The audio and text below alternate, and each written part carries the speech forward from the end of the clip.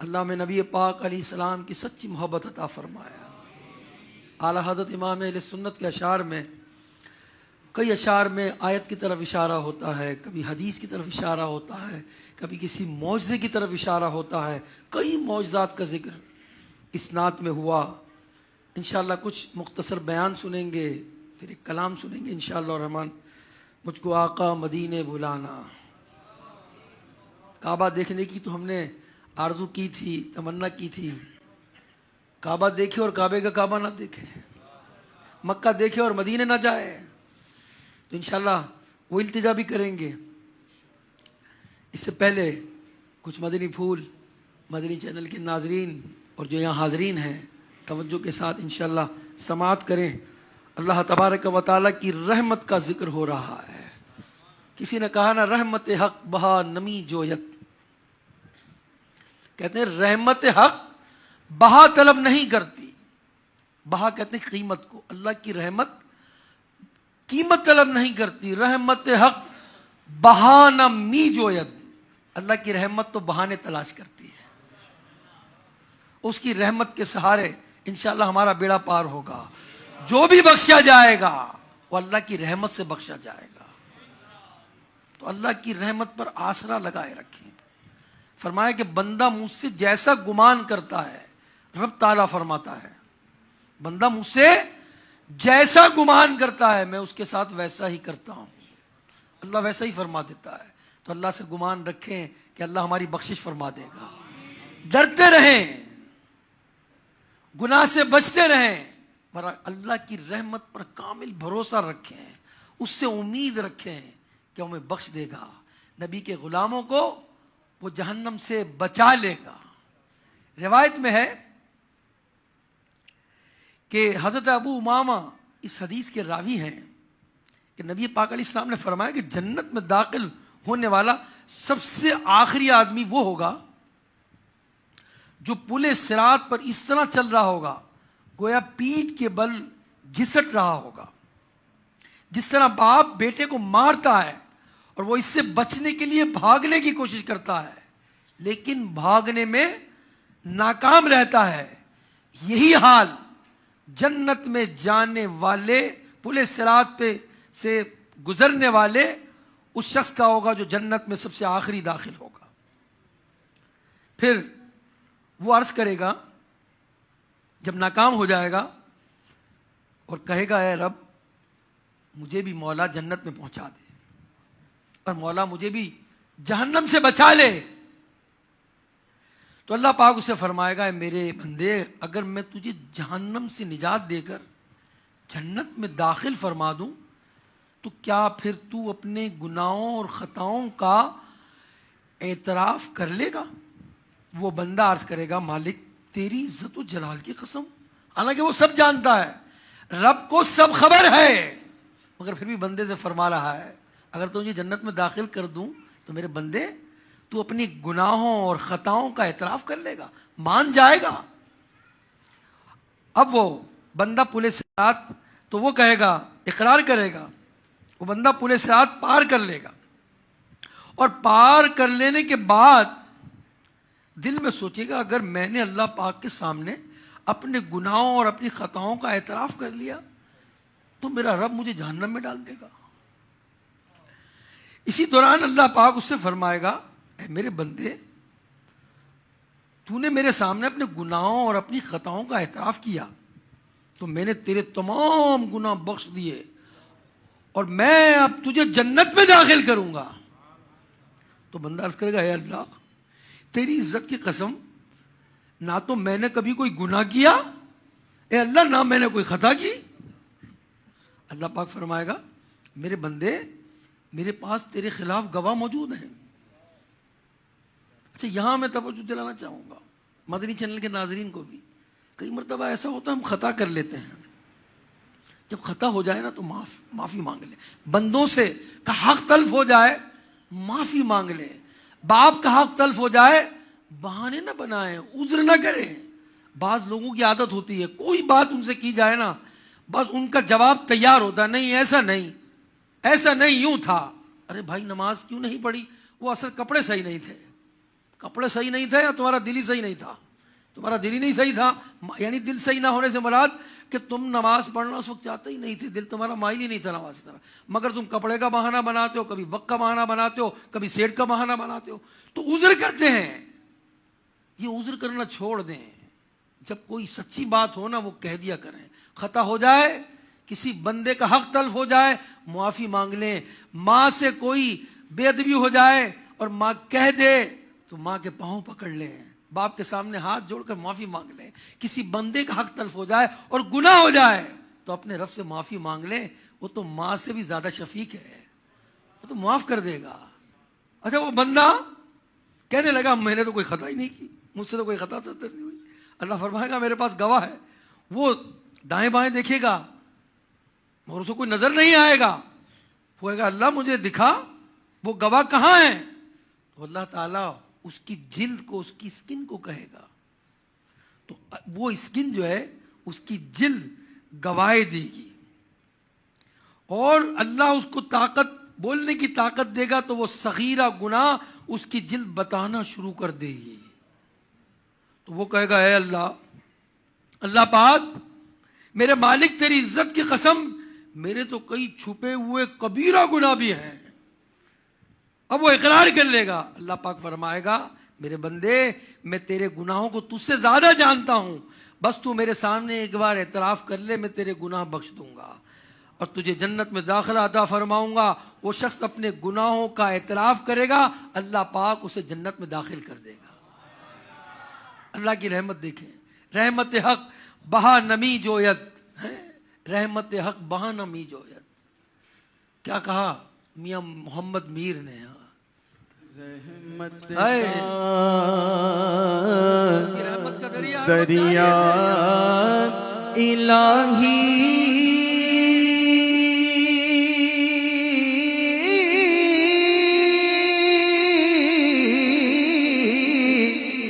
ہر دم وقت تیرا جے ایک قطرہ بخش مینوں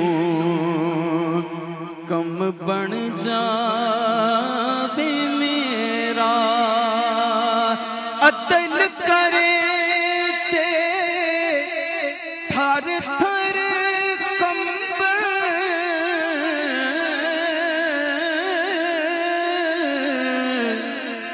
اچھیاں شاناں والے مولا فضل کرے تے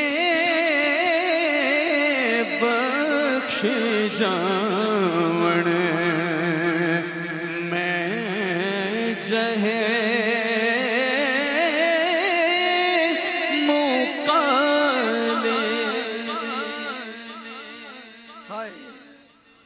وہ فضل کرے، وہ عدل کرے تو بڑے بڑے شان والے بھی اس کی پکڑ میں آ جائیں، اور جب اس کا فضل جاری ہو جائے تو مجھ جیسے منہ کالے والے بھی بخش دیے جائیں۔ اللہ کی رحمت ہی تو ہے، جب بندہ اپنے گناہوں کا اعتراف کرتا ہے، نادم ہو جاتا ہے، تو رحمت الہی اس کا استقبال کرتی ہے۔ اللہ کی رحمت بہت وسیع ہے، وہ اپنے بندوں پر بے انتہا رحیم ہے، اس کی رحمت کی انتہا نہیں، اس کی رحمت ہی تو ہے کہ نافرمانیوں کے باوجود پردہ پوشی فرماتا ہے، ورنہ ہمارے چہرے دن دہاڑے سیاہ ہو جائیں۔ اللہ یہ اس کی رحمت ہی تو ہے کہ گناہوں کی کثرت کے باوجود ہمیں رزق مل رہا ہے، یہ اس کی رحمت ہے کہ وہ سب کچھ جانتا ہے کہ ہم آنکھوں سے گناہ کر رہے ہیں مگر آنکھوں کی روشنی نہیں لے رہا، سب کچھ ہم سننے کے باوجود گناہ والی باتیں وہ ہمارے قوت سماعت ہم سے جدا نہیں کر رہا۔ اللہ ہمیں اپنی رحمت کے سائے میں رکھے، خود ہی فرماتا ہے قل یا عبادی الذی اسرفوا علی انفسہم لا تقنطوا من رحمت اللہ، اے محبوب تم فرماؤ اے میرے وہ بندوں جنہوں نے اپنی جانوں پر زیادتی کی ہے، اللہ کی رحمت سے نا امید نہ ہو، بڑا کریم ہے، معافی مانگ لو، بس اللہ کی بارگاہ میں حاضر ہو جاؤ.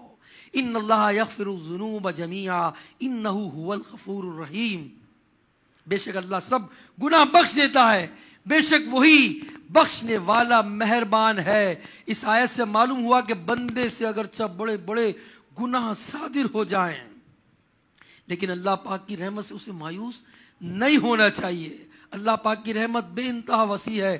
اس کی بارگاہ میں توبہ کی قبولیت کا دروازہ تب تک کھلا ہے جب تک بندہ اپنی موت کے وقت کا غرغرے کی حالت کو نہیں پہنچتا. اگر توبہ کرے گا سچی، اللہ اس کے گناہوں کو معاف فرما دے گا. بدکار ہوں بے حد ذلیل و خوار ہوں، بلدائے بدکار ہوں بے حد ذلیل و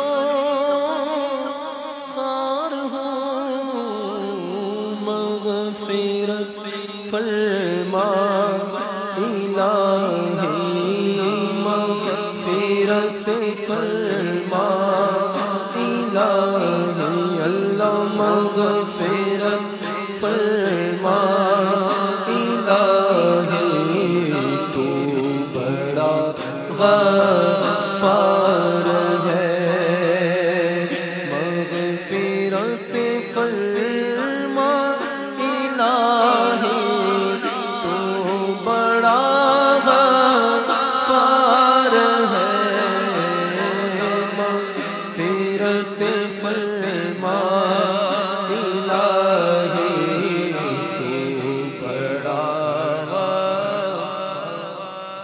رب کریم کے پیارے محبوب آخری نبی صلی اللہ علیہ وسلم فرماتے ہیں اللہ پاک نے زمین اور آسمان کی تخلیق کے دن 100 رحمتیں پیدا فرمائی. کتنی رحمتیں؟ 100 رحمتیں. ہر رحمت زمین اور آسمان کے درمیان طے در طے رکھ دی گئی ہیں. ان میں سے صرف ایک رحمت اللہ نے زمین پر نازل کی ہے. کتنی رحمت؟ ایک رحمت. اور اسی رحمت کا صدقہ اس سے والد اپنی اولاد پر، وحشی درندے پر، پرندے ایک دوسرے پر مہربان ہوتے ہیں. یہ ایک رحمت کا اثر ہے. یہاں تک کہ گھوڑا اپنا پاؤں اپنے بچے سے دور کر لیتا ہے کہ کہیں اسے چوٹ نہ لگ جائے. اور جب قیامت کا دن ہوگا اللہ پاک اس رحمت کو دوسری 99 رحمتوں میں ملا کر 100 مکمل فرما دے گا اور بروز قیامت اسے اپنے بندوں پر اس 100 رحمتوں سے رحم فرمائے گا. تو نے دنیا میں بھی عیبوں کو چھپایا یا خدا، تو نے دنیا میں بھی عیبوں کو چھپایا یا خدا، حشر میں بھی لاج رکھنا اللہ، حشر میں بھی لاج رکھنا، تو خدا ستار گے، حشر میں بھی لاج رکھنا، تو خدا ستار گے، مغفرت فرما الہی، تو بڑا غفار ہے. صحیح مسلم شریف میں راوی ہیں ابو ذر رضی اللہ تعالیٰ عنہ. نبی پاک علیہ السلام نے ارشاد فرمایا ایک شخص کو قیامت کے دن اللہ پاک کی بارگاہ میں پیش کیا جائے گا. مدنی چینل کے ناظرین توجہ سے، اور حاضرین کی تو توجہ ہے، اللہ کی بارگاہ میں پیش کیا جائے گا. اللہ تعالیٰ فرشتوں سے فرمائے گا اس شخص کے صغیرہ گناہ اس پر پیش کرو اور کبیرہ گناہ بھی اٹھا رکھو. چنانچہ اس شخص پر اس کے صغیرہ گناہ پیش کیے جائیں گے. اس سے کہا جائے گا تو نے فلاں دن فلاں کام اور فلاں دن فلاں فلاں کام کیا. وہ شخص کہے گا ہاں میں نے کیا یا اللہ میں نے کیے تھے، یہ گناہ یہ کام کیے تھے. وہ شخص اپنے اندر اتنی جرت نہیں پا رہا ہوگا کہ اپنے گناہوں کا انکار کرے، اور اس کا حال یہ ہوگا کہ اپنے کبیرہ گناہوں سے ڈر رہا ہوگا کہ کہیں کبیرہ گناہوں کا بھی حساب نہ شروع ہو جائے. پھر اللہ تعالیٰ اسے فرمائے گا کہ جا، تجھے ہر گناہ کے بدلے میں نے ایک نیکی دے دی. اس شخص کرے گا اللہ میں نے تو اور بھی بہت بڑے بڑے گناہ کیے تھے جنہیں اس وقت پیش نہیں کیا گیا. اللہ، حضرت ابو ذر کہتے ہیں میں نے دیکھا کہ نبی پاک صلی اللہ علیہ وسلم بیان فرمانے کے بعد اتنا مسکرائے کہ آپ کی مبارک داڑیں ظاہر ہو گئیں. پہلے جب گناہ صغیرہ اس سے کہے بیان کیے گئے، بتائے جا رہے تھے، اور اس نے کہا گناہ کبیرہ کا تو اب جو ہے اس کا ذکر ہی نہیں ہو رہا. جب کہا کہ ہر گناہ کے بدلے ایک ایک نیکی ہے تو اب کہنے لگا میرے تو گناہ کبیرہ بھی ہیں، اس کے بدلے میں بھی نیکی ملے گی. اللہ اکبر. بندہ کتنا خود غرض ہوتا ہے، مگر اللہ کی رحمت پھر بھی عطا کرتی ہے. اللہ کی بارگاہ کی رحمت سے یہ مایوں سے لگی ہے،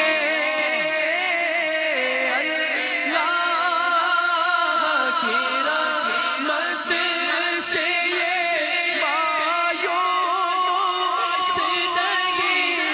سارے پکارے اللہ کی رحمت سے یہ مایوں سے لگی ہے، اللہ کی رحمت سے یہ مایوں سے لگی ہے. ہو جائے گا تار کی بخشش کا بہانہ، ہو جائے گا بدکار کی بخشش کا بہانہ، ہو جائے گا ہم سب کی بھی انشاءاللہ بخشش کا بہانہ.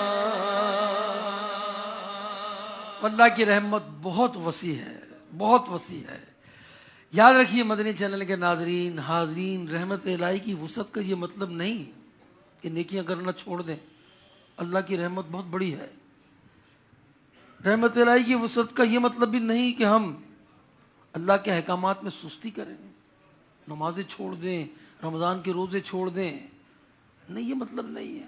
وہ رحیم اور کریم بھی ہے مگر وہ جبار بھی ہے، وہ قہار بھی ہے. اللہ سے ڈرتے رہنا چاہیے. مدنی چینل کے ناظرین، ایک بات جو میں اور مزید توجہ کی آپ دلانا چاہوں گا آپ کی، کہ دنیا میں کوئی شخص کسی پر احسان کرتا ہے، تھوڑا کوئی قرض دے دے 2-4 لاکھ روپے، جگہ جگہ اس کا نام لیا جاتا ہے، بنا اس نے میری مدد کی، میں پریشانی میں تھا، میں بیماری میں تھا، میں جو ہے وہ میرے پاس رقم نہیں ہو رہی تھی مگر اس نے میری مدد کی ہے. غور کریں، جس رب نے آنکھ دی آپ اسے آج دیکھ رہے ہیں، جس نے دونوں ہاتھ سلامت دیے، جس نے عقل سلامت دی. آج کتنے ہیں جن کے پاس عقل نہیں ہے، نفسیاتی ہاسپٹل میں بھرے ہیں، پاگل خانے میں بھرے پڑے ہیں. کتنے ایسے ہیں جن کے پاس آنکھیں نہیں ہیں، کتنے ایسے جو معذور ہیں، کسی کے پاس ایک ہاتھ ہے، کسی کے پاس ایک پاؤں ہے. جو اتنا بڑا احسان کرنے والا رب ہو، اس کی نافرمانی کیوں کی جائے، اس کی ناشکری کیوں کی جائے؟ غور کریں، اس سے بڑا احسان کرنے والا بھی کوئی ہے، اس سے بڑا رحیم بھی کوئی ہے، اس سے بڑا کریم بھی کوئی ہے؟ کوئی نہیں ہے. پھر اس کا شکر ادا کیا جائے، اس کی عبادت کی جائے، اور اس کا کہا مانا جائے، اور اس کی نافرمانی سے بچا جائے. یہی آج کا پیغام ہے. اللہ تعالی ہمیں اپنی نافرمانی سے بچائے اور اپنی ہر دم عبادت کی توفیق عطا فرمائے.